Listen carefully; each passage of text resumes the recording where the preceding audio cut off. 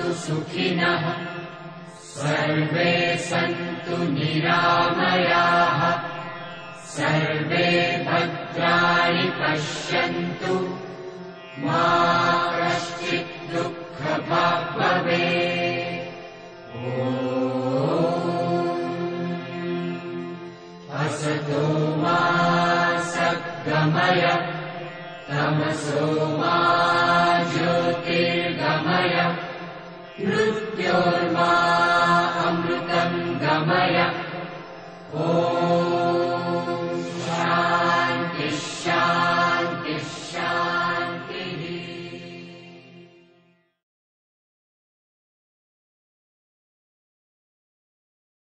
नमस्ते, मम नाम गोविन्दः, यथा पवनः उक्तवान्।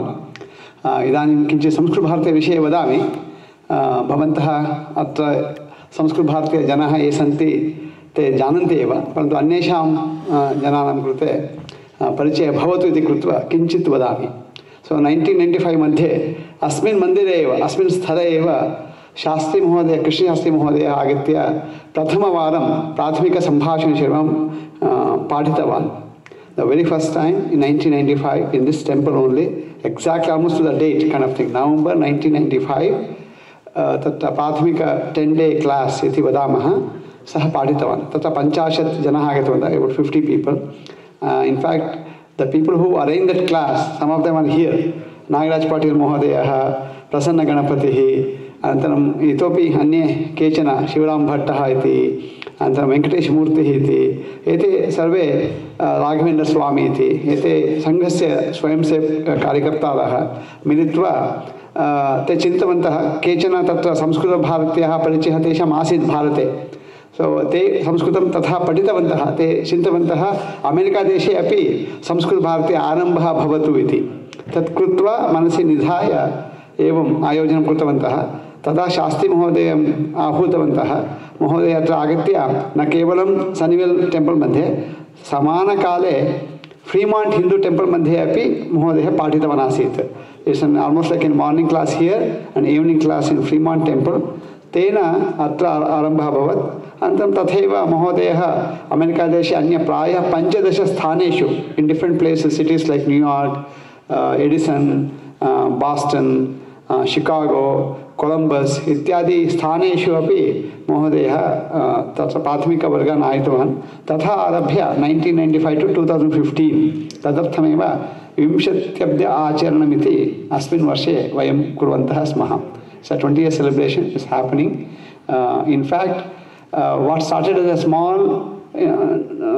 spoken Sanskritam class in 1995 by few volunteers of some HSS that time has now become a nationwide organization, not only in America but also in Canada too. So tatra 30 sthaneshu Sanskrit Bharatiyah karyam pravartate in 30 centers across America.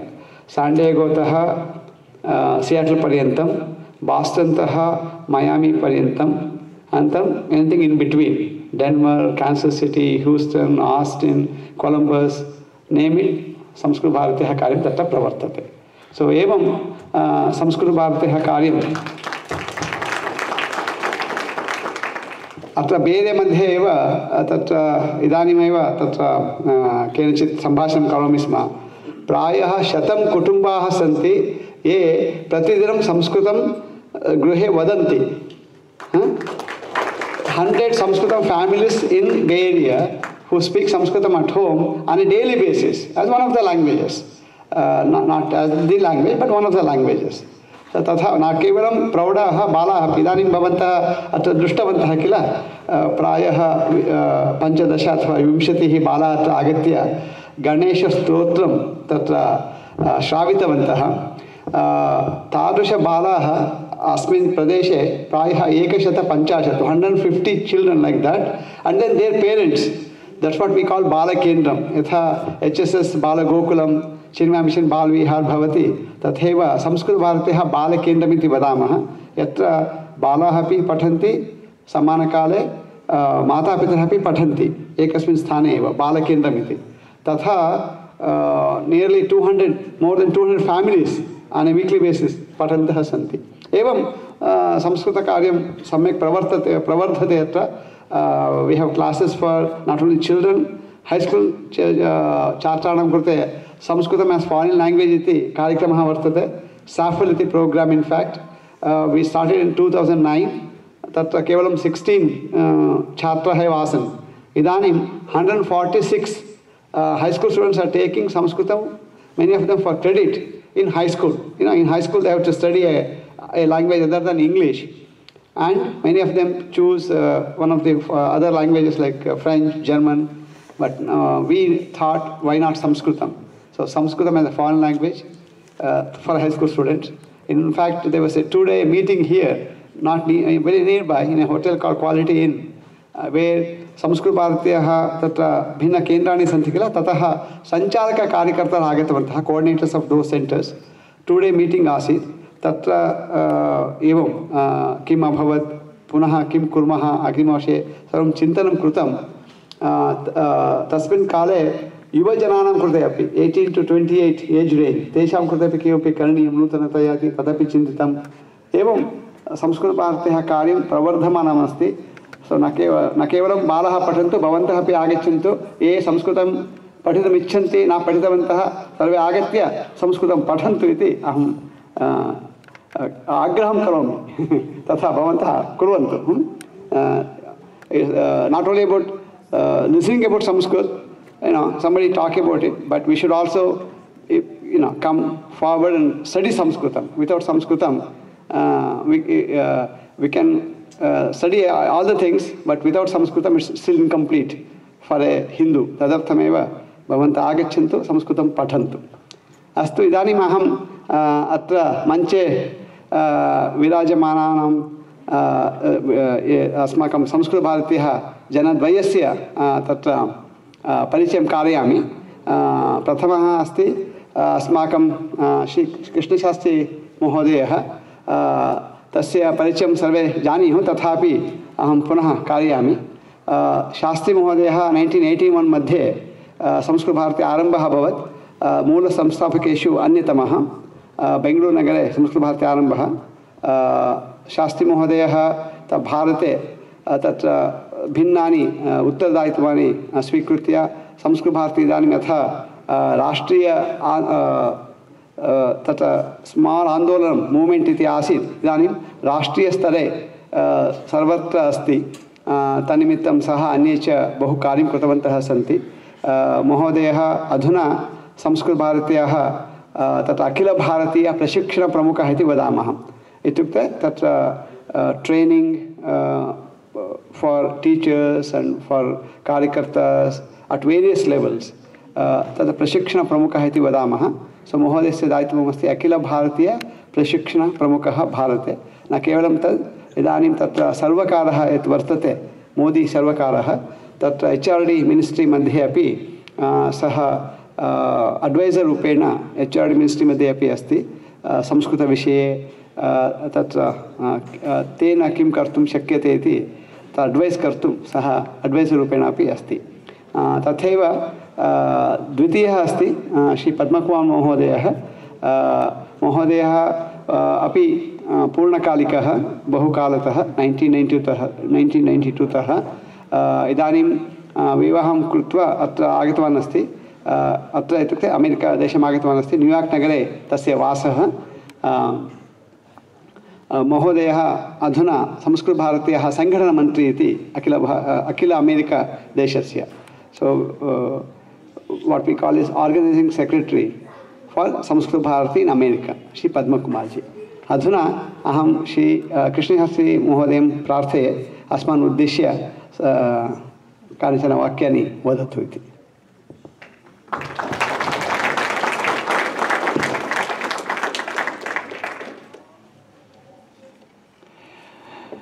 आदरणीय नितिन जोशी महोदय, प्रिय पद्मकुमार महोदय, सभायाम् उपस्थिताः संस्कृतानुरागी बान्धवाः,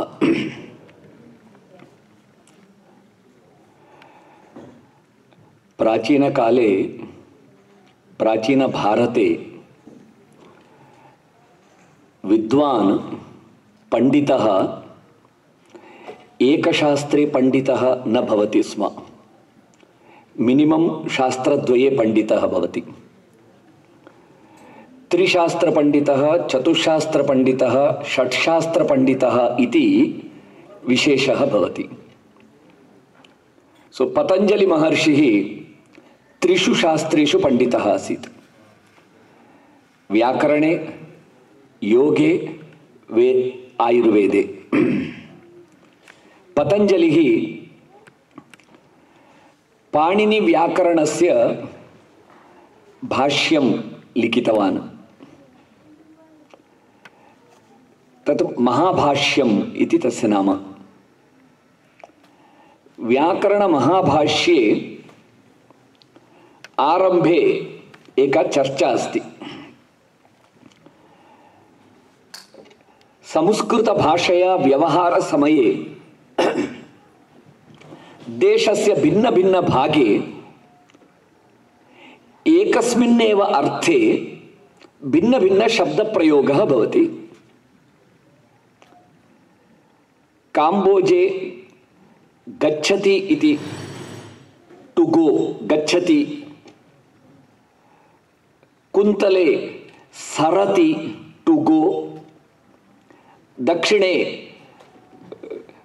शवति गांधारे शवति, एवं शवति, गच्छति, सरति, चलति, भिन्न भिन्न प्रदेशे भिन्न भिन्न शब्दः प्रयुज्यते समान अर्थे।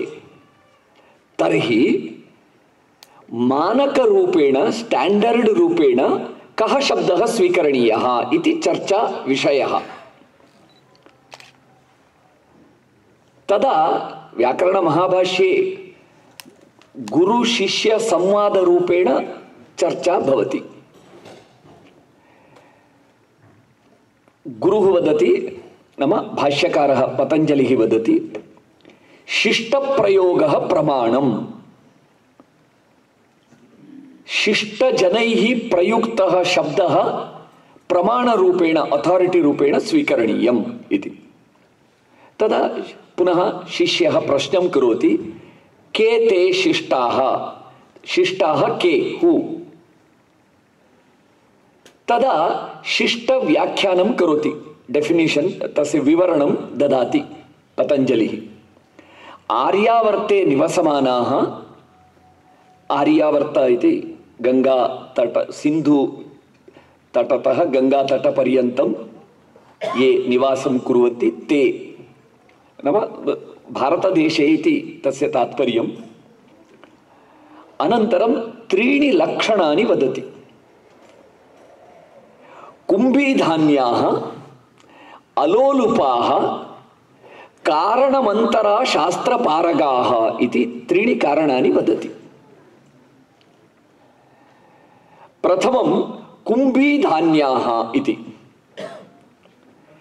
तेषां यः विद्वान् भवति तस्य गृहं गत्वा पश्यति चेत् एक कुंभ पॉट, कुंभ, एक कुंभ परिमित धान्य संग्रहः भवति। अन्यत् किमपि संग्रहः न भवति। सुवर्ण संग्रहः न भवति, रजत संग्रहः न भवति, अन्य गोधन भूधन संग्रहः न भवति। कुंभ परिमित धान्य संग्रहः। किमर्थम् एक कुंभ परिमित? एक कुंभ धान्येन, धान्यं तण्डुल, गोधूम, रैस् किमपि, एक कुंभ परिमित धान्येन 7 दिनानि 15 दिनानि एकमासपर्यन्तं जीवनं साध्यं। तर्हि एक पक्ष अथवा एक मास पर्यन्तं जीवनार्थं यावत् अन्नम् आवश्यकं तावदेव तत्र संग्रहः भवति। तस्य गृहे संग्रह प्रवृत्तिः नास्ति, भविष्यतः चिंता नास्ति। गृहे एकमासपर्यन्तं धान्यमस्ति, द्वितीयमास भोजनं कथं कुतः चिंता नास्ति, इन्सेक्यूर् फीलिंग नास्ति। तादृशजनाः येषां गृहे एककुम्भपरिमितधान्यसङ्ग्रहः अस्ति, अन्य कोऽपि सङ्ग्रहः नास्ति, तादृशजनाः कुम्भीधान्याः इति। चिन्तयतु, तस्य कालस्य एकं विशेषणम्। एतादृशानि बहूनि विशेषणानि भवन्ति स्म, अनन्तरं वदामि। एकं विशेषणं जनस्य एतत् तस्य ऐडेंटिटी, तस्य अभिज्ञानं। कुम्भीधान्यः इति जनानां परिचयस्य एकं नाम, अभिज्ञानं, कुम्भीधान्याः। द्वितीयं विशेषणम् अलोलुपाः। अलोलुप, न लोलुप, अलोलुप। लोलुप न, तस्य अर्थः भगवान्, तस्य तत्रैव अर्थः अधः व्याख्याने दत्तः अस्ति, यदृच्छा लाभ संतुष्टाः इति। अर्थात् भगवान् यत् ददाति तेन संतुष्टः भवति, अधिकाम् इच्छां न करोति। भगवान् यत् ददाति प्रसाद रूपेण स्वीकृत्य तेनैव जीवन सुखम आनंदम अनुभवति।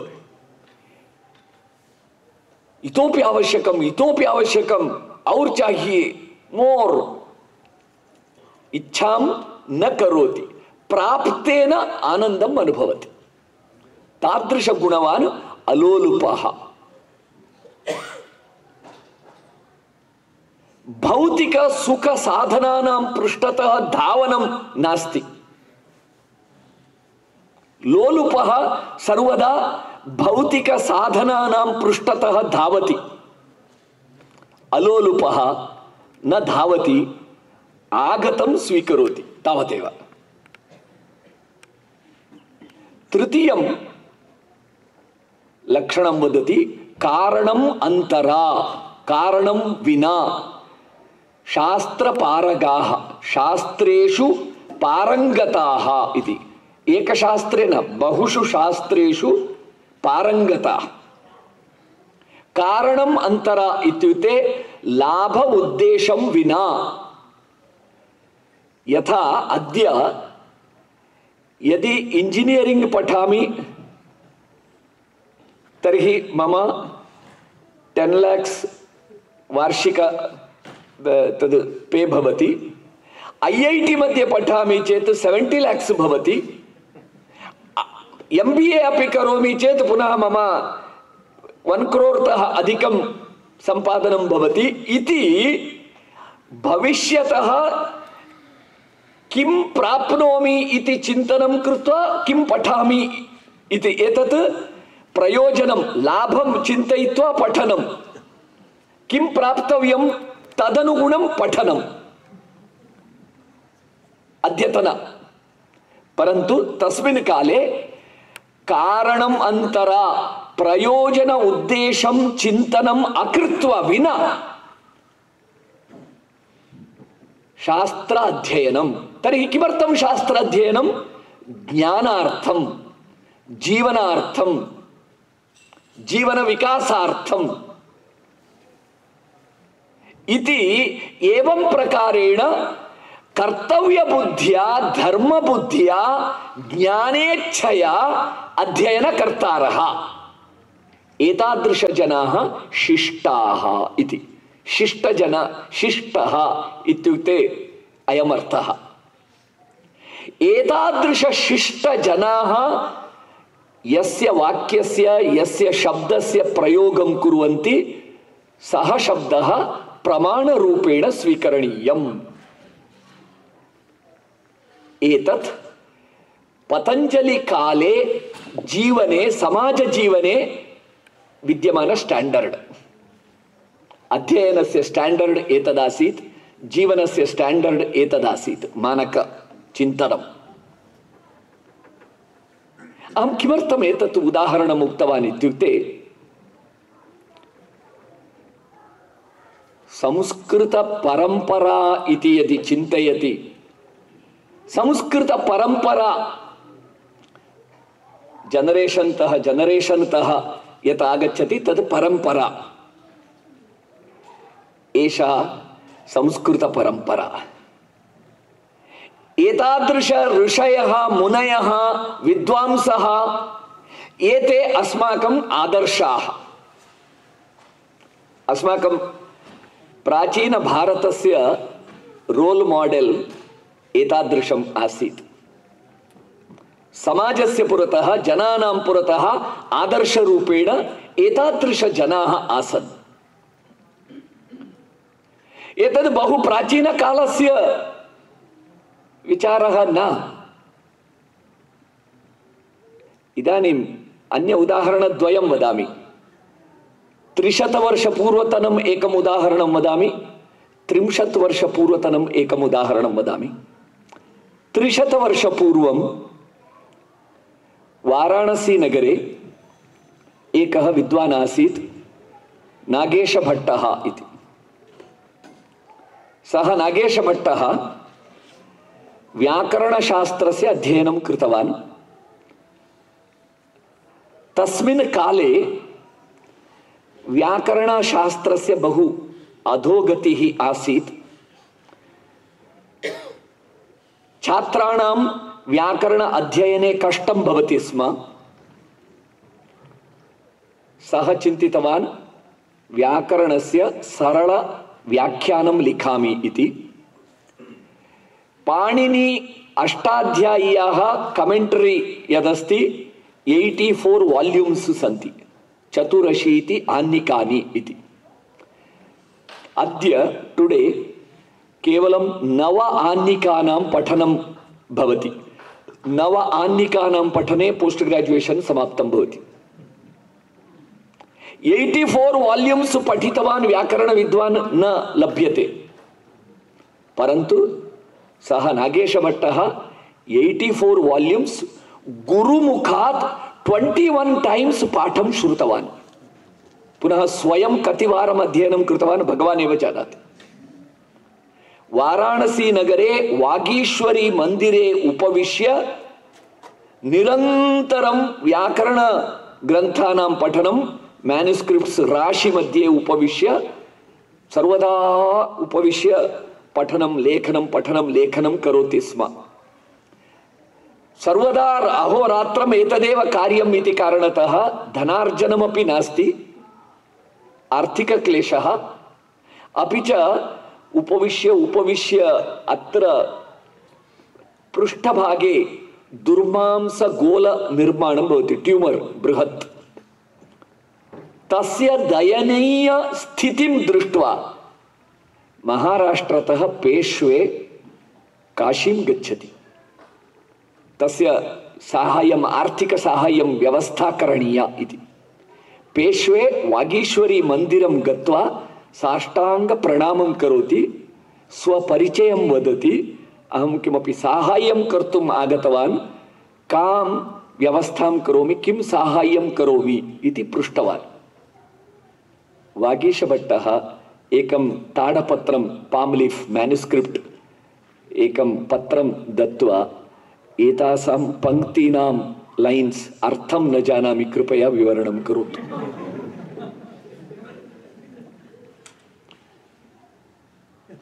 पेश्वे गत्वा दृष्टवान् सः नागेशभट्टः कथम् उपविष्टवान् आसीत्।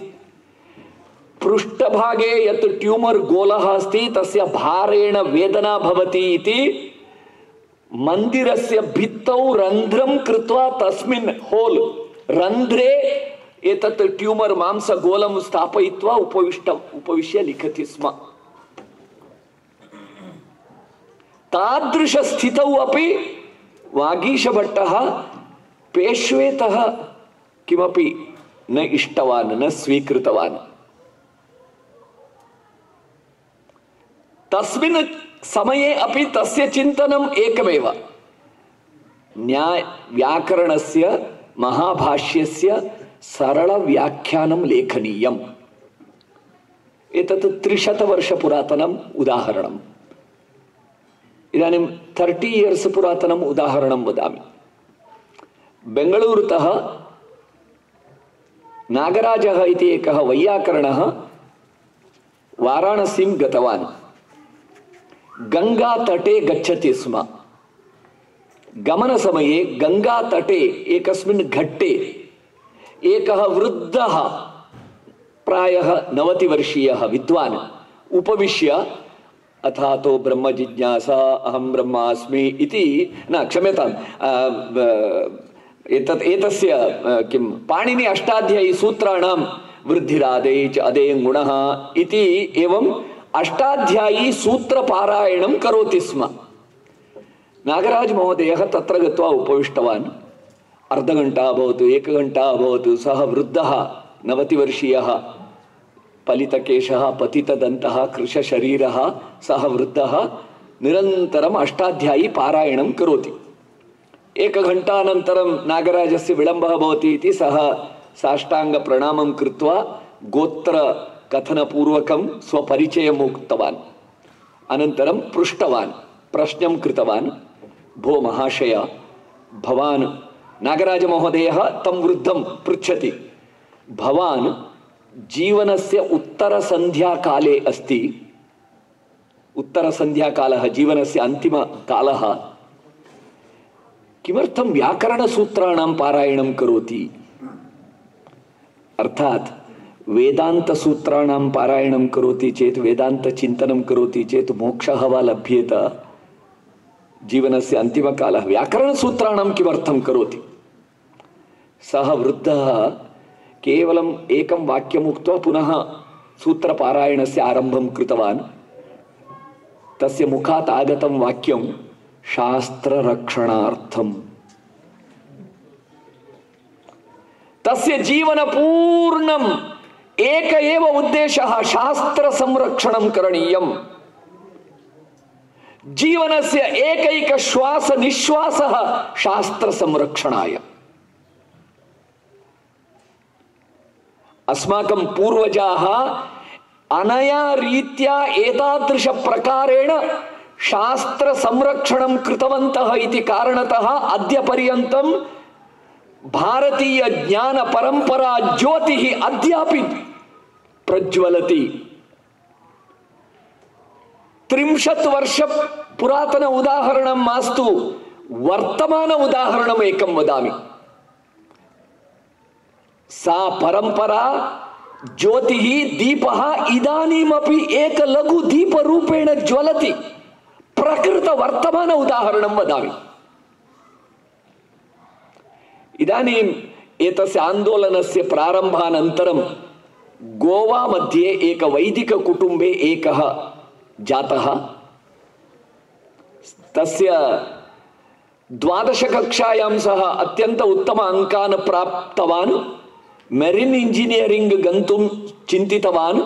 तदा गृहे ज्येष्ठः एकः उक्तवान्, गृहे 4 घनपाठिनः, परन्तु कोऽपि वेदं, बालेषु कोऽपि वेदं न पठितवान्। भवान् वा वेदं पठतु इति, वेदरक्षणं करोतु इति। देवदत्तः इति तस्य नाम। अस्तु इति अङ्गीकृतवान्। सतारा गत्वा वेद अध्ययन आरम्भं कृतवान्। पुणे गत्वा तत्र पूर्णं वेदं पठितवान्।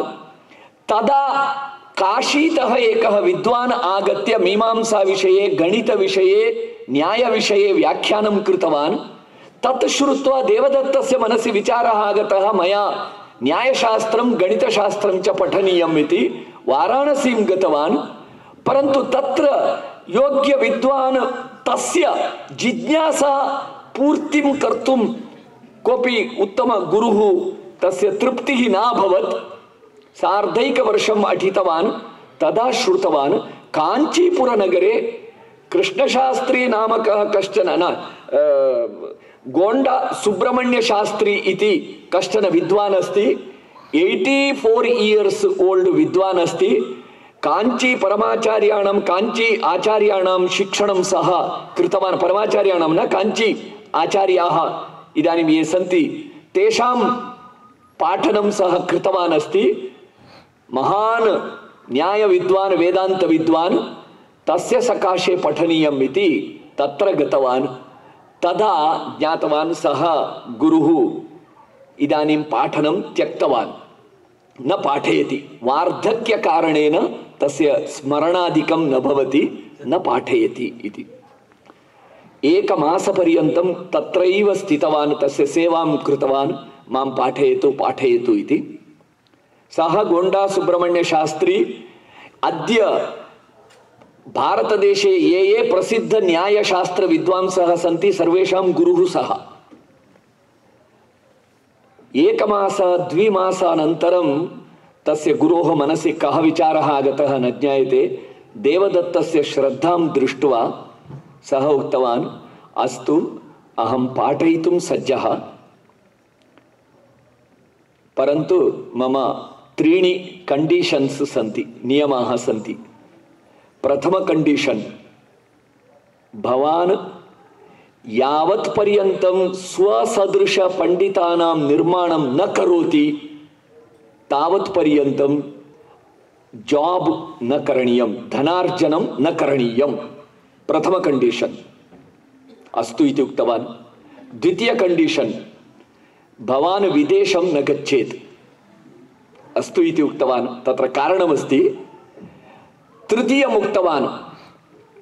तस्य उद्देशः तावदेव आसीत्, भारते ज्ञानपरम्परायाः उज्जीवनं करणीयम् इति, अतः विदेशं न गच्छेत्। तृतीयं, वैदेशिकानां पाठनं करोति चेत् भवान् तेषां गृहं गत्वा न पाठयतु, ते भवतः गृहम् आगच्छन्तु, पाठयतु। नाम विद्वत्तायाः परम्परायाः गौरवरक्षणं करणीयम् इति। 3 अपि सः अङ्गीकृतवान्। पाठनस्य आरम्भं कृतवान्। सामान्यतः 12 वर्षेषु यत् पठन्ति तत् एषः सार्धैकवर्षे पठनं समापितवान्। सः देवदत्तपाटीलः। ततः एकमासानन्तरं सः गुरुः दिवङ्गतः। तदनन्तरं शास्त्रद्वयं सः स्वतन्त्रतया अधीतवान् देवदत्तपाटील्। 3 शास्त्रेषु सः पण्डितः। इदानीं 6 शास्त्रेषु पण्डितः एकः एव काशी शृङ्गेरी शङ्कराचार्यः अस्ति। 6 शास्त्रेषु पण्डितः। 4 शास्त्रेषु पण्डितः एकः अस्ति रामानुजताताचार्य महोदयः। 3 शास्त्रेषु पण्डिताः इदानीं केवलं 2 स्तः। चेन्नै मध्ये मणिद्रविडशास्त्री, पुणे मध्ये आसीत्, इदानीं गोवा गतवान् देवदत्तपाटील्। संस्कृतपण्डितपरम्परायां सः 4th स्थानस्य विद्वान् देवदत्तपाटील्। तस्य वयः केवलं 38 इयर्स्। गत 12 वर्षेषु सः देवदत्तपाटीलः स्वसदृश 26 पण्डितानां निर्माणं कृतवान् अस्ति। तत्र पाण्डित्यस्य निकषः कः? निकषः इत्युक्ते परीक्षा, स्टैंडर्ड। भवन्तः शलाका परीक्षा इति नाम श्रुतवन्तः वा? How many of you heard about Shalaka Pariksha? Raise your hands. Very few of you. Just I take 2 minutes time. Shalaka Pariksha इत्युक्ते का इति। प्राचीन काले गुरुकुलेषु परीक्षा पद्धतिः कीदृशी आसीत् इति तत् शलाका इस् नीडल। प्रत्येक शास्त्रस्य प्रमाणग्रन्थाः प्रमेयग्रन्थाः इति रफ्ली अबाउट 12, 14 और 16 ग्रन्थाः भवन्ति। एकैक ग्रन्थः एतादृश महान् इति चिन्तयतु। तस्य प्रत्येकं ग्रन्थस्य 3विधम् अध्ययनं, स्मरणं। Whole text should be memorised. प्रथमं। सेकंड, व्याख्यानम्।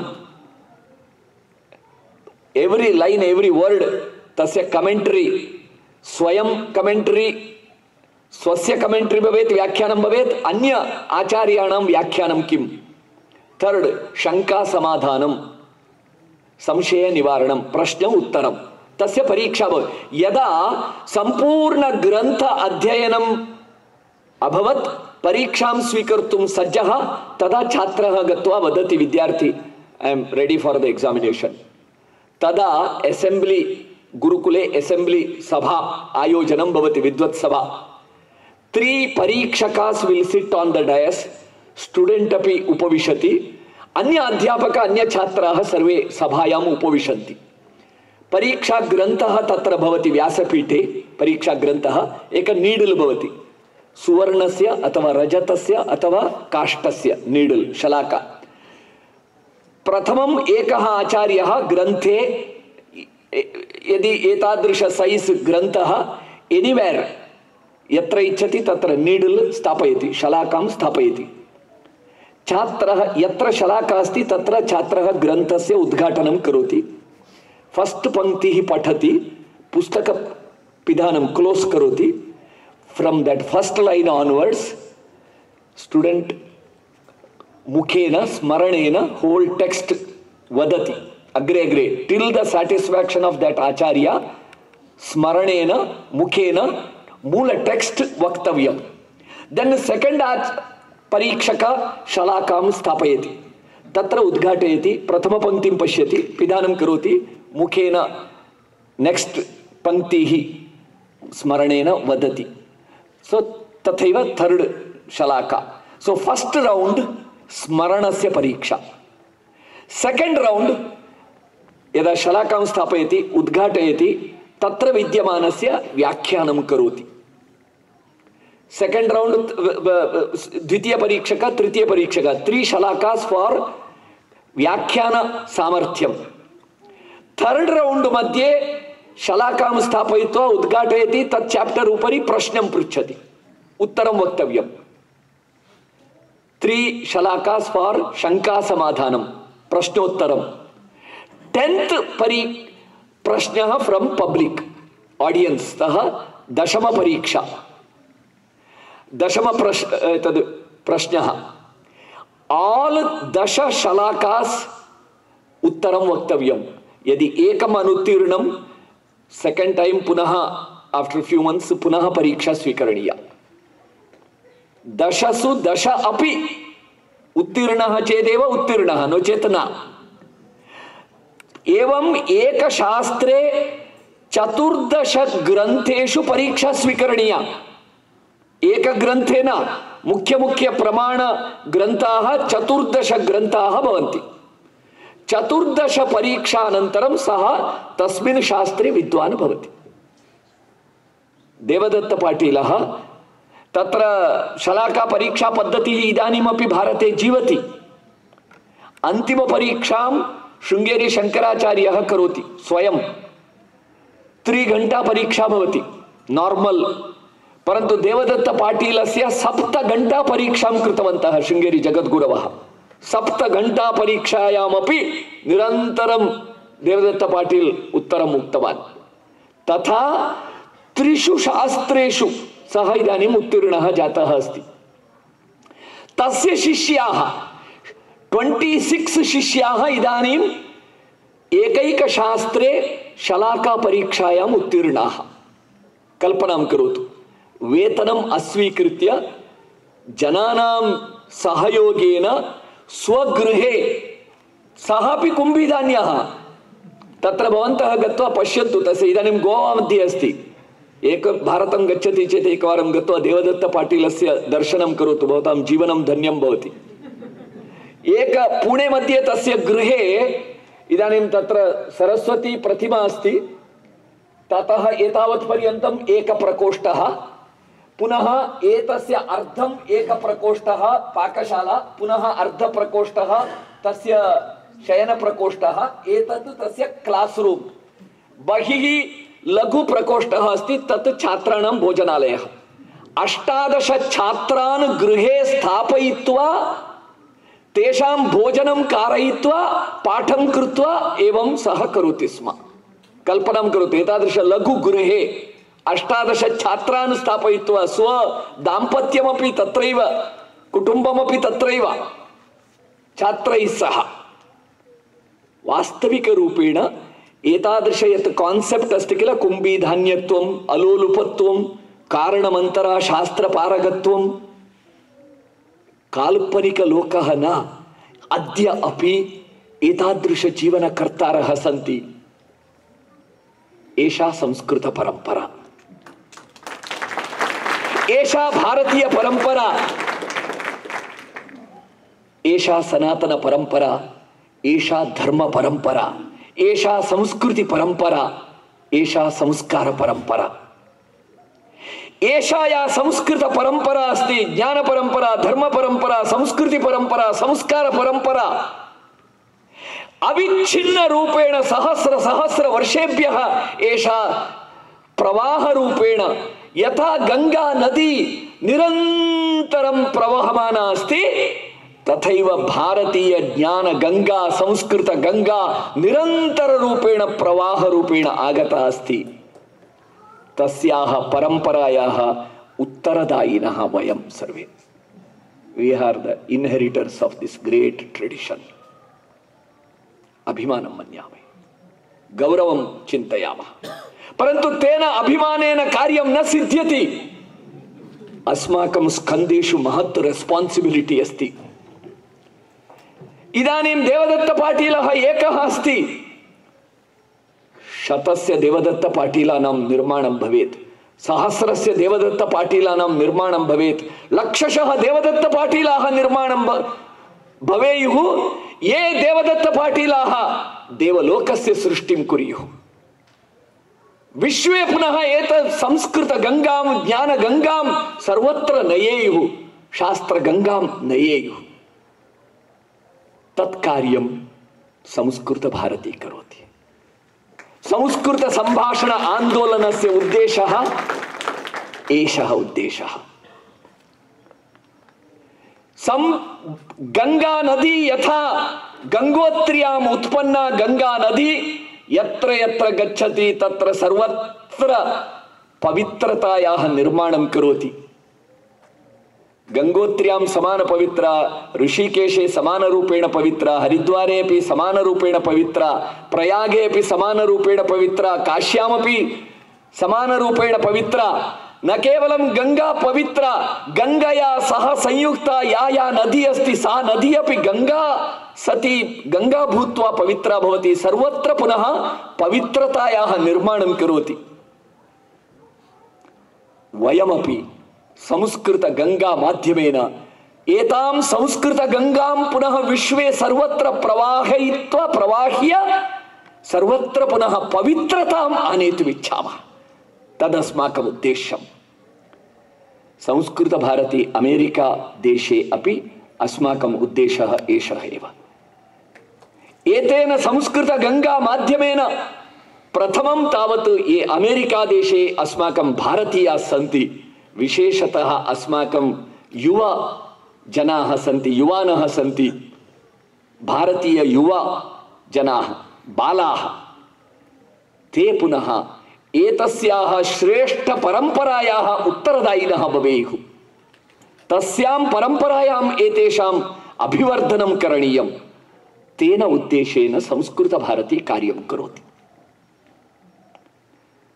तस्मिन् संस्कृत वाङ्मये यत् ज्ञानमस्ति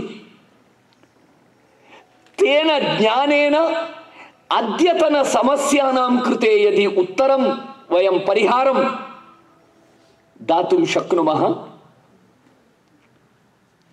तर्हि संस्कृतस्य सार्थकता अस्माकं सर्वेषाम् एतस्मिन् काले विद्यमानस्य सार्थकता।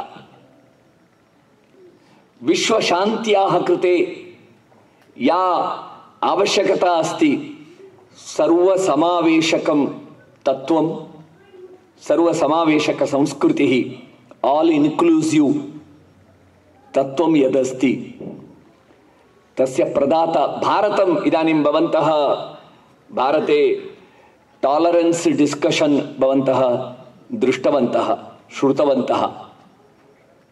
टॉलरेंस डिबेट तस्य विषयम् अधिकं न वदामि। बिहार इलेक्शन समाप्तं, सर्वं टॉलरेंस अवार्ड वाप्सी सर्वं समाप्तं, तेनैव भवन्तः अवगच्छन्ति। अपि च अवार्ड वाप्सी मध्ये धनं सर्वं न प्रत्यर्पितं, केवलं पत्रिकायां घोषणा अभवत्। त्यजतु तां कथाम्। अहं कांटेक्स्ट उक्तवान् कथं, परन्तु वयं के? तदेव प्रधानमंत्री टॉलरेंस डिबेट मध्ये अन्ते उत्तरदानसमये तस्य भाषणस्य अन्ते मै ऐडिया ऑफ इंडिया उक्तवान्। भवद्भिः श्रुतं स्यात्। मै ऐडिया ऑफ इंडिया आनो भद्राः यन्तु क्रतवो विश्वतः, let noble thoughts come from all sides. My idea of India एकं सत् विप्राः बहुधा वदन्ति। मै ऐडिया ऑफ इंडिया सर्वे भवन्तु सुखिनः सर्वे सन्तु निरामयाः। मै ऐडिया ऑफ इंडिया वसुधैव कुटुम्बकम्। मै ऐडिया ऑफ इंडिया यत्र नार्यस्तु पूज्यन्ते रमन्ते तत्र देवताः इति एवं प्रकारेण 14 वाक्यैः मै ऐडिया ऑफ इंडिया इत्यस्य वर्णनं कृतवान्। भारतस्य इतिहासे प्रथमवारं प्रधानमंत्री भवेत् अथवा एक इंटेलेक्चुअल भवेत् इंडिया इत्यस्य संकल्पना का इति तस्य संस्कृत आधारेण व्याख्यानं कृतवान्। अद्य पर्यन्तम् अन्येन केनापि इंडिया इत्यस्य संकल्पनायाः वर्णनं न कृतम्। एषः कृतवान्, तदपि संस्कृत आधारेण। तस्य इंडिया इत्यस्य प्रतिनिधिभूताः वयम् अत्र विद्यमानाः। तस्य इंडिया इत्यस्य प्रतिनिधयः तद्यत् कृण्वन्तो विश्वमार्यं वसुधैव कुटुम्बकम् एकं सत् विप्राः बहुधा वदन्ति आनो भद्रा क्रतवो यन्तु विश्वतः। एतत् यत् इन्क्लूसिव् संस्कृतिः अस्ति, ऑल इन्क्लूसिव् संस्कृतिः, which alone can bring the world together, which alone can accommodate all, which alone can bring harmony. Tat inclusiveness kena dattam, who gave it? Sanskrit literature, Sanskrit bhasha. Sanskrit bhashaya एषः विचारः, एषा संस्कृतिः प्रदत्ता अस्ति। तर्हि संस्कृत भाषायाः पुनरुत्थानम् इत्युक्ते एतादृश सर्वसमावेशक संस्कृत्याः पुनरुत्थानम्। संस्कृत भाषा पुनः व्यवहार भाषा भवति चेत् सा सर्वसमावेशक संस्कृतिः पुनः व्यवहार विषयः भवति। सः उद्देशः अस्माकम्। प्रकृत इदानीं गत सप्ताहस्य विश्वस्य या महती डिबेट आसीत् क्लैमेट। इदानीं पेरिस् किमपि डिक्लरेशन् अभवत् किल, सा या ग्लोबल वार्मिंग समस्या अस्ति। वेदेषु एतद् विषये महती चर्चा अस्ति।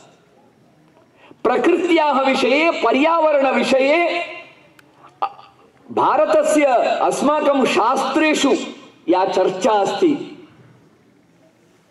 दौर्भाग्येण वयम् अद्य पर्यन्तं केवलं वेदग्रन्थान्, शास्त्रग्रन्थान् वयं स्पिरिचुअल पॉइंट ऑफ व्यू तः अथवा रिलीजियस पॉइंट ऑफ व्यू तः दृष्टवन्तः, not from science point of view. तस्य अध्ययनं न अभवत्। यदि क्रियेत विज्ञानस्य पृष्ठभूम्या तस्य पुनरध्ययनं क्रियेत, वर्तमान समस्यानामपि उत्तरं प्राप्तुं शक्नुयाम। एवं अद्यतन समस्यानां कृते अपि उत्तरं लभ्यते संस्कृत वाङ्मयतः। तदद्यतन रिलेवेन्स् संस्कृतस्य। परन्तु संस्कृत वाङ्मये महत् ज्ञानमस्ति इति कारणेन संस्कृतं स्वीकृतं न भवति। उदात्त तत्त्वानां कारणेन परिवर्तनं न आगच्छति। तत्त्वानां जीवने आचरणेन परिवर्तनम् आगच्छति। महान विचारः अस्ति इति कारणेन जनाः न स्वीकुर्वन्ति। विचारस्य पृष्ठतः शक्तिः अपेक्षिता। शक्तिं विना विचारस्य मान्यता न भवति। तर्हि संस्कृतस्य तत्त्वानाम् आचरणेन अपि च तेषां विचाराणां प्रचाराय शक्ति निर्माणेन केवलं वयम् अग्रे गन्तुं शक्नुमः। तदर्थम् अस्माकं मम निवेदनं यत् वयं सर्वे मिलित्वा संस्कृतभाषा माध्यमेन पुनः अध्ययनं कुर्मः। एकमेव अंशं वदामि, भगवद्गीतायाः भाषा संस्कृतं, परन्तु जनाः संस्कृतं न जानन्ति इति अनुवादं पठितवन्तः, संस्कृतं न। जनाः अद्यापि गीतां न पठन्ति, गीतायाः अनुवादं पठन्ति, कारणं गीतायाः भाषां न जानन्ति।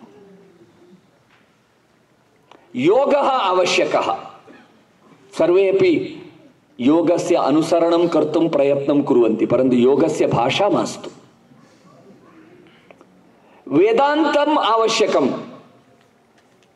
अन्यभाषायां वेदान्तं पठन्ति, संस्कृतं न आवश्यकम्। आयुर्वेदस्य भाषा संस्कृतं, ज्योतिषस्य भाषा संस्कृतं, प्राचीन भारतीय गणितस्य भाषा संस्कृतं, भरतनाट्यस्य भरतमुनेः नाट्यशास्त्रस्य भाषा संस्कृतं। जीवनस्य यत्किमपि क्षेत्रं स्वीकरोतु, तस्य क्षेत्रस्य भाषा संस्कृतभाषा अस्ति। तर्हि अस्माभिः पुनरपि योगमाध्यमेन संस्कृतमाध्यमेन योगः पठनीयः, संस्कृतमाध्यमेन वेदान्तं पठनीयं, संस्कृतमाध्यमेन नाट्यशास्त्रं पठनीयं, संस्कृतमाध्यमेन अर्थशास्त्रं पठनीयं, संस्कृतमाध्यमेन इतिहासः पठनीयः। यदि एवं प्रकारेण वयं मूलज्ञानं संस्कृतमाध्यमेन प्राप्नुमः, तदर्थं वयं संस्कृतं पठामः। संस्कृतं पठित्वा एतान् ग्रन्थान् सर्वान् पठामः, तर्हि पुनरपि एषा भारतीय ज्ञानपरम्परा अमेरिका देशे अपि सार्वत्रिकरूपेण जनैः स्वीकृता भवेत्। इदानीं विश्वे यानि परिवर्तनानि जायमानानि सन्ति, एतद् आधारेण एकं विचारं वदामि। किमर्थं संस्कृतम् इति यदि भवतां बालाः पृच्छन्ति चेत्, by 2050 विश्वस्य धर्मः हिंदू धर्मः भवति। यः धर्मः संस्कृत भाषया प्रतिपादितः, धर्मशासित समाज व्यवस्था पुनः विश्वे सर्वत्र धर्म सिविलाइजेशन पुनः आगच्छति, विश्वे सर्वैः स्वीकृता भवति। तस्य दिनस्य कृते सज्जतायाः आरम्भं करोतु। 2025 अनन्तरं तस्य आरम्भः भवति, नवकालखण्डस्य आरम्भः भविष्यति, यत्र संस्कृत प्रतिपादित भारतीय ज्ञानपरम्परायाः पुनरुत्थानस्य प्रारम्भः भवति। तस्मिन् काले यस्य आधुनिकज्ञानं प्राचीनज्ञानं द्वयोः संगमः अस्ति, सः नेतृत्वं स्वीकरोति समाजजीवनस्य, राष्ट्रजीवनस्य, विश्वस्य। संस्कृतभारती USA इत्यस्य लक्ष्यं किम् इति पृच्छति चेत्, USA मध्ये ये अस्माकम् अद्य भारतीय युवानः सन्ति, किड्स् भवतु अथवा यूत् भवतु, भारतीय युवानः अमेरिका मध्ये ये सन्ति, ते 2025 आरभ्य 2050 पर्यन्तं विश्वस्य नेतृत्वं स्वीकुर्युः, मार्गदर्शनं कुर्युः संस्कृतज्ञानबलेन। एतदेव अस्माकं लक्ष्यं कार्यम्। अहं सुदीर्घं भाषणं कृतवान्। प्रश्नाः समयः अस्ति वा? कतिचन प्रश्नाः सन्ति चेत् भवन्तः प्रष्टुं शक्नुवन्ति। You may ask question in English also, no problem. हाँ, भवान् उक्तवन्तः किल, काशी क्षेत्रे 30 वर्ष पूर्वे एकः पण्डितः आसीत्, नमस्ते, मम नाम पूर्णिमा इति। अत्र सन्निवेल् नगरे वसन्ती अस्मि। भवतः कथां शृण्वन्ती आसीत् अहं। तदा भवान् उक्तवन्तः 30 वर्षपूर्वे काशीनगरे एकः पण्डितः आसीत्। सः 84 वाल्यूम्स् पूर्णम् अध्ययनं कृतवन्तः गुरुमुखेन। तदा मम मनसि येषां प्रश्नः आगतं, यदि सः गुरुमुखेन पठितवन्तः चेत् तस्य गुरुः अपि 84 वाल्यूम्स् स्वयं पठितवन्तः। He should have also learned those 84 volumes. तस्य नामः भवति। आम्, तद् 84 वाल्यूम्स् पठितवान् इति तत् 300 इयर्स् पुरातन नागेशभट्टस्य उदाहरणं। 30 वर्षपूर्वं कश्चन वृद्धः विद्वान् तावदेव, सः व्याकरण पाणिनिसूत्राणां पारायणं करोति स्म। तस्य अध्ययन इत्यादि विषये मम ज्ञानं नास्ति। परन्तु इदानीमपि वृद्धाः पण्डिताः काश्यामपि इदानीमपि सन्ति। यथा एकम् अपरम् उदाहरणं वदामि। इदानीम् एकः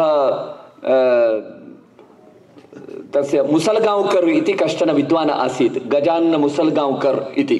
सः 2013 मध्ये दिवङ्गतः। सः अपि 88 इयर् एज् मध्ये दिवङ्गतः, मुसलगांव्कर् जी। तस्य स्थितिः कथमासीत्? सः धर्मशास्त्रे मीमांसाशास्त्रे च महान् विद्वान्। होल लाइफ सह पाठं कृतवान्, परन्तु लास्ट 2 इयर्स सह बेड रिडन अभवत्। पाठनं कर्तुम् उपवेष्टुमेव न शक्नोति। तस्य यदा बेड रिडन अभवत्, ज्वरस्य आरम्भः अभवत्। एकमास, मासद्वय, मासत्रयं ज्वरः न्यूनः न जातः। डॉक्टर्स कुड नॉट आइडेंटिफाई, किं तत्र डायग्नोस कर्तुं न शक्तवन्तः, कः रोगः इति।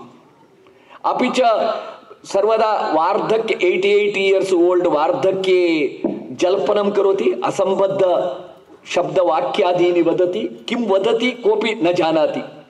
तस्य पुत्रः नास्ति, पुत्री जामाता सन् इन् लॉ गृहे आसीत्।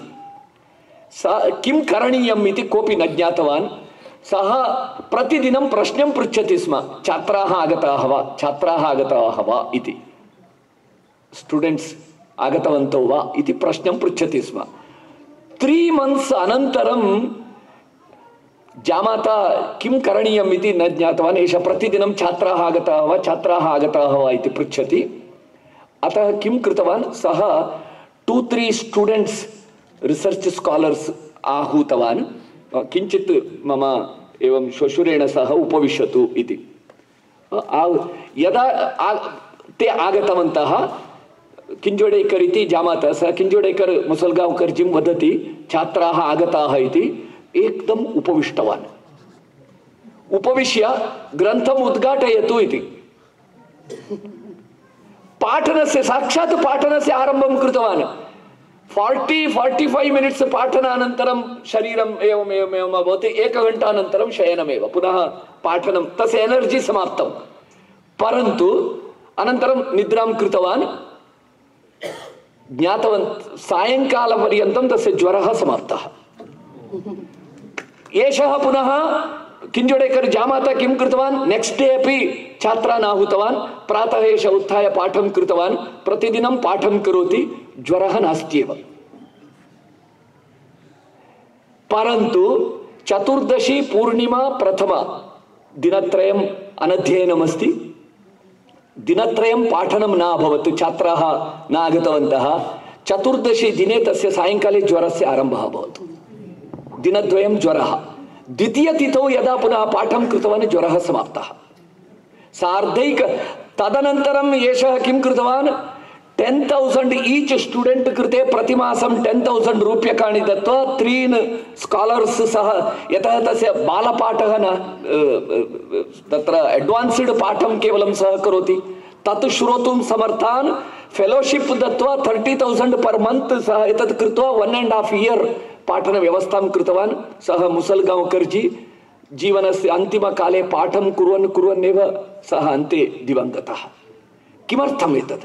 यतः तस्य जीवनपूर्णं तदेव शास्त्रपाठनं, तत् विना अस्वस्थता, अनारोग्यं, ज्ञानदानस्य इच्छा। अपरम् उदाहरणं वदामि, अहं प्रत्यक्षतः नेत्राभ्य एतत् सर्वं मम नेत्राभ्याम् अहं दृष्टवान्। वेदानां शाखाः कति इति पृच्छामश्चेत् बहवः 4 इति वदन्ति। 4 शाखाः न 132 शाखाः। अद्य 13 शाखाः उपलब्धाः सन्ति। तत्र सामवेदस्य शाङ्कायन शाखायाः एकः विद्वान् आसीत् राजस्थानस्य बांसवाड़ा इति नगरे। यदा वार्तां ज्ञातवान् अहं तत्र गतवान्। सः 104 इयर्स् वृद्धः, नागर् इति हर्षद्भाई नागर् सः। परन्तु अहं विलम्बेन तत्र गतवान्। यदा अहं गतवान् यत्किमपि प्रश्नं करोतु तस्य उत्तरं यत्किमपि भोजनं कथमस्ति एकं वेदमन्त्रं वदति, कुशलं वा अन्यत् एकं वेदमन्त्रं वदति, निद्रा आगच्छति वा पुनः एकं मन्त्रं वदति। यत्किमपि प्रश्नं पृच्छतु शाङ्कायन शाखायाः मन्त्रं वदति स्म। किमर्थं? तां शाखां वेदशाखां सः एकः एव जानाति स्म। तेन सह सा शाखा विलुप्ता अभवत्। तस्य पुत्रः किञ्चित् पठितवान्, मैन्युस्क्रिप्ट् अस्ति, इदानीं तस्य रिवैव् कुर्वन्तः सन्ति। यतः सः जानाति स्म अहम् एकः एव तां वेदशाखां जानामि पूर्णतः इति। अतः मरणस्य अन्तिमक्षणपर्यन्तमपि एतां वेदशाखां रक्षितुं तस्य प्रयत्नः। अतः यं कमपि प्रश्नं पृच्छतु मन्त्रस्य वेदमन्त्र तस्य शाङ्कायन शाखा मन्त्रस्य उच्चारणं करोति स्म। अहं प्रत्यक्षतः नेत्राभ्यां दृष्टवान्, विश्वसितुं न शक्तवान्। एवं जनाः परम्परा रक्षणार्थं प्रयत्नं कृतवन्तः इति तावदेव। बहु धन्यवादाः। अहम् एतदर्थम् उक्तवान्, अस्माकम् एवं जनाः जीवनं दत्तवन्तः। इदानीं चिन्तयतु अस्माकं रेस्पान्सिबिलिटी किमस्ति इति। एतादृश महाज्ञानपरम्परा अद्य पर्यन्तम् आगता। एतादृशजनानां जीवनदानेन अस्माकम् उत्तरदायित्वमपि अस्ति। Namaste Mahodaya. Thanks for the excellent information. I was quite excited about your point that we have so many shastras which have immense of knowledge, which is not completely discovered or which can be discovered in a far better way. So is Samskrita Bharati doing any kind of work towards directing people towards each shastra that they might be interested and creating groups so that they can learn as well as educate others? वस्तुतः संस्कृतभारत्याः कार्याणि बहुविधानि सन्ति। भाषाशिक्षणं, education system मध्ये परिवर्तनं, रीइंटर्प्रिटेशन् of all shastras, तदर्थं learning shastras मध्ये अपि इदानीं केवलं द्वित्राणां शास्त्राणाम् एव पठनं भवति, नाट् आल् शास्त्रास्। उदाहरणार्थं प्राचीनभारतीयगणितस्य अध्ययनं न भवत्येव इदानीं। 3 वर्षपूर्वं देवदत्तपाटीलमहोदयस्य समीपे निवेदनं कृतवान्। अद्यत्वे टुडे भारतीयगणित अध्ययनं न भवति, भारतीयगणित अध्ययनं करणीयम् इति। सः स्वयं एकवर्षं लीलावती, आर्यभटीय, माधवीय इत्यादि गणितग्रन्थानाम् अध्ययनं कृत्वा पुनः इदानीम् एकं छात्रं स्वीकृत्य प्रतिदिनं गणितं पाठयति। सः छात्रः दिने मैथमेटिक्स BSc पठति, प्रातः सायं देवदत्तपाटील समीपे प्राचीन गणित अध्ययनं करोति।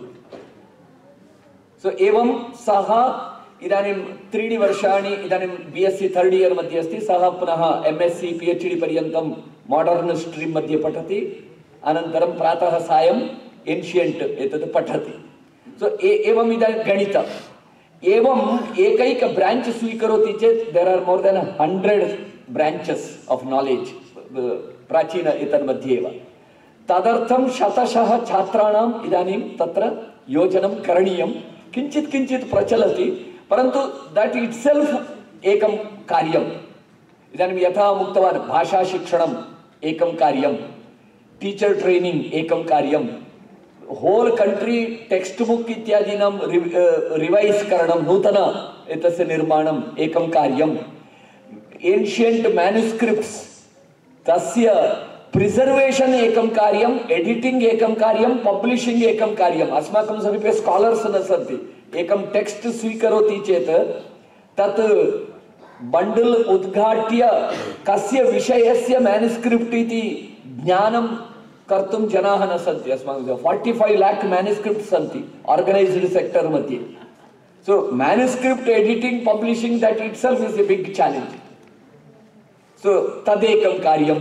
सो एवं कार्याणां लिस्ट करोति चेत् 25-30 कार्याणि भवन्ति। एकैक कार्यं कर्तुं hundreds of people have to give their lives, whole life. तो एतादृशं महत् कार्यमस्ति। स्टेप बाय स्टेप एकम् एकं संस्कृतभारती प्रकृतं केवलं कार्यद्वयं कुर्वत् अस्ति।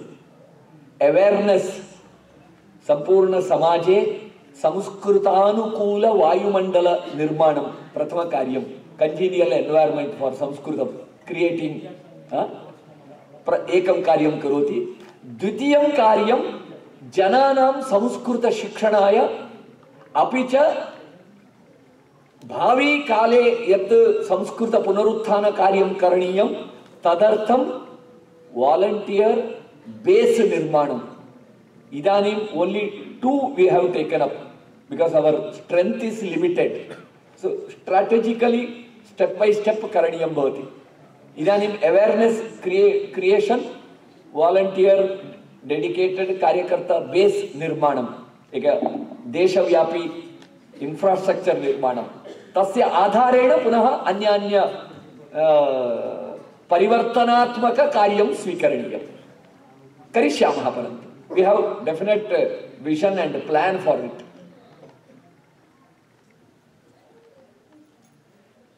अन्यः प्रश्नः अस्ति? जी। एका पृच्छा वर्तते, तत्र भवान् देवदत्त पाटिल महोदय गोवानगरे कुत्र निवसति? वयं तत्र भवन्तं द्रष्टुं बहु इच्छामः। तस्य ग्रामस्य नाम अहं विस्मृतवान्, तस्य दूरभाषा संख्याम् अनन्तरं ददामि, सत्रानन्तरं। धन्यवादः, धन्यवादः। अन्य प्रश्नः?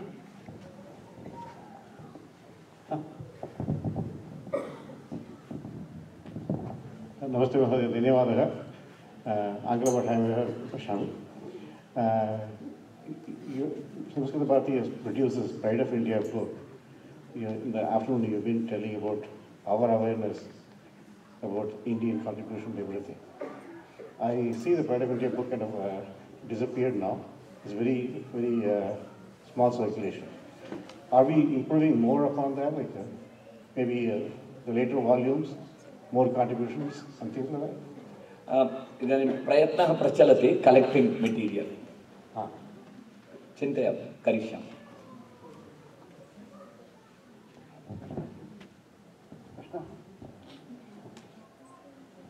Namaste Mahoday, Anglabhashamam Pruchhami. In all the schools here, we have many foreign languages in high schools and even in middle schools. Is there anything we can do to introduce Sanskrit in the school syllabus in California and maybe in other states also? संस्कृतभारत्याः SAFL इति Sanskrit as foreign language इति scheme अस्ति। तदर्थं पाठ्यपुस्तकमपि अस्ति। First year, second year, third year अत्र तद्विषये information भवेत्। तस्य अत्र कैलिफोर्निया मध्ये अत्र गीता महोदय अस्ति, तां पृच्छतु, सा वदति। तस्य एक्रेडिशन अत्र कर्तुं वयं सर्वे प्रयत्नं कुर्मः चेत् उत्तमं भवेत्। तदा ऑफिशियली अत्र स्कूल्स् मध्ये यदि बहु छात्राः सन्ति तदा ऑफिशियली आनेतुं शक्नुमः। धन्यवादः।